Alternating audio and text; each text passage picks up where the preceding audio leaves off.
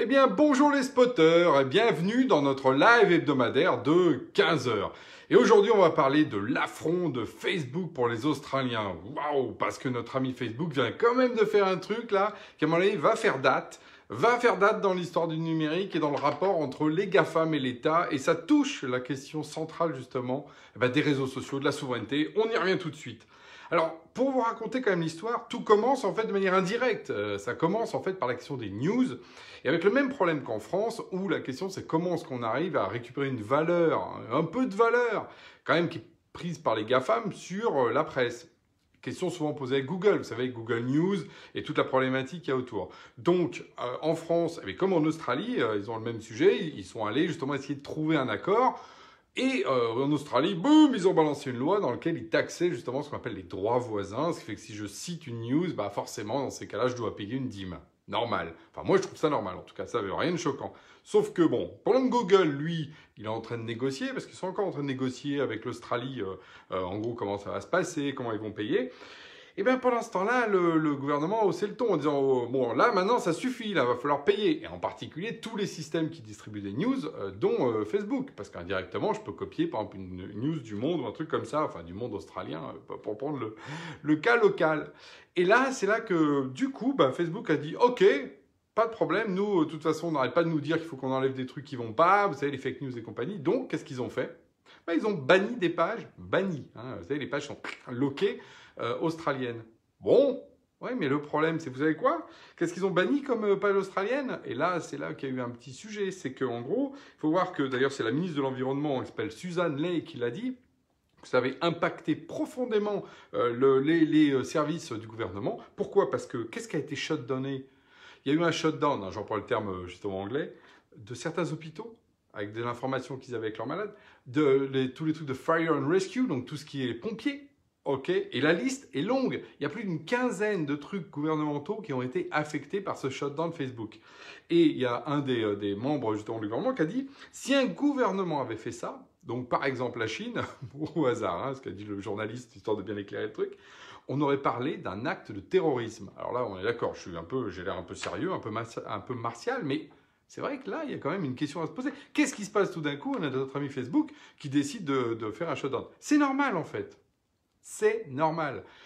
Facebook, lui aussi, il est pris dans une contradiction. On lui fait des injonctions contradictoires. On lui dit, écoute, tu dois suivre la loi, elle est comme ça. On lui dit, attention, tu ne dois pas publier telle news, sinon tu vas devoir payer. Lui ne veut pas payer, il a un modèle gratuit, il ferme. Il ferme. Parce qu'au fond, oui, Facebook, de toute façon, je ne vais pas aller le sauver. C'est pas un live pour le sauver. Mais c'est pour rappeler elle est où la vraie responsabilité. Pour moi, elle est du côté du gouvernement australien, qui, quelque part, fait deux choses. D'un côté, met une contrainte, mais de quelque chose qui le dépasse. Et oui. Parce qu'aujourd'hui, Facebook le dépasse. Et il utilise des services gratuits de Facebook, et il utilise des pages fans. Il se dit, tous les Australiens sont dessus, j'ai pas besoin de m'embêter, à mettre en place un système. Et donc, du coup, ça va être super.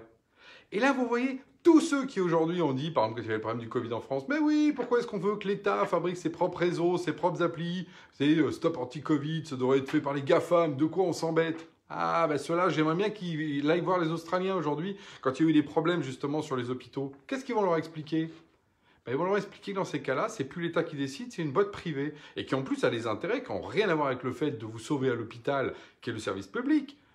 Ou d'aller éteindre le feu chez vous, mais de ne pas faire d'argent ou de ne pas donner de l'argent en termes de publicité. J'aimerais bien que tous ceux qui justement ont pris la parole comme ça sur les réseaux sociaux se disent, le jour où il y a le feu, je suis désolé, les pompiers n'ont pas été au courant par les pages fans. Désolé, ta maison a brûlé, mais tu comprends, les pompiers ne pouvaient pas venir. Je suis sûr qu'à ce moment-là, tout d'un coup, ils trouvaient que les GAFAM, c'est un peu moins sympa. Et parce qu'il y a un vrai mélange des genres. Voilà, donc ça c'est un point. Donc moi je dis, oui, il faut l'autonomie numérique, c'est évident. C'est vrai pour tous les services, alors privés comme de l'État. Là on le voit par l'État, donc on peut rigoler, mais aussi pour les entreprises. Quand toutes les entreprises mettent finalement leurs collaborateurs, leurs clients dans les mains des GAFAM, le jour où ils auront un pet, comme ça arrive à un truc australien, ils n'iront pas pleurer. Donc à un moment donné, il faut aussi prendre la conscience que l'autonomie numérique, oui, ça se mérite. Il faut juste faire le travail, il faut mettre de budget, il faut s'y mettre et non pas se dire « Ah il y a un mec super, la Mark Zuckerberg, il va tout faire pour moi, c'est gratuit, je lui donne tout et ça va être génial, merci. » Dans ces cas-là, on n'est plus maître de son destin. Ça peut être un choix, moi j'ai pas de souci pour les gens qui n'ont pas envie de s'embêter avec ça. Mais par contre, ils ne peuvent pas prétendre attendre de l'autonomie, comme d'ailleurs le gouvernement australien l'a fait. D'un côté, il met les pages fans, de l'autre côté, il dit « Ah oui, mais non, mais moi, je veux décider des lois pour eux. » Non, voilà, il faut choisir son camp. Donc, bon, moi, vous avez bien compris que mon camp, c'est celui, effectivement, plutôt de l'autonomie, toujours.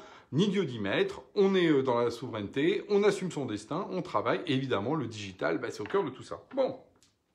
Donc vous avez besoin de vos réseaux, vous avez besoin de vos applis mobiles, vous avez besoin de construire votre système qui vous appartient. Vous avez besoin d'avoir votre base client chez vous et non pas chez les autres. Vous avez besoin d'avoir vos employés dans des systèmes que vous maîtrisez avec une réversibilité complète et non pas des systèmes donnés à des GAFAM parce que justement ils peuvent vous prendre tout ça. Ça c'est essentiel. Bon, alors après sur la lutte, je ne sais pas ce qui va se passer. Moi c'est passionnant ce qui est en train de se passer. Un état là avec GAFAM et avec les Australiens, ça risque d'être un peu chaud. D'autant plus que l'Australie, c'est pas un pays quand même de trop de rigolo. C'est quand même l'endroit où, moi ce que j'ai appris un jour, c'est qu'il y avait même des alligators de mer qui mangeaient les requins. Alors que nous, on a peur des requins. Là-bas, il y a des alligators qui mangent les requins. Donc, vous voyez, peut-être qu'en Australie, le requin Facebook se fera peut-être manger par le gros alligator australien. On va voir. C'est la suite, justement, qui se passera du monde numérique. Donc ça, on va vite être attentif. Et on y reviendra, de toute façon, dans cet épisode ou dans Au-delà du live, bien sûr, parce que c'est le sujet qui nous intéresse tous. Comment est-ce qu'on reprend notre digital et notre numérique en main? Voilà, c'est une belle prospective. Sur ce, je vous dis à la semaine prochaine.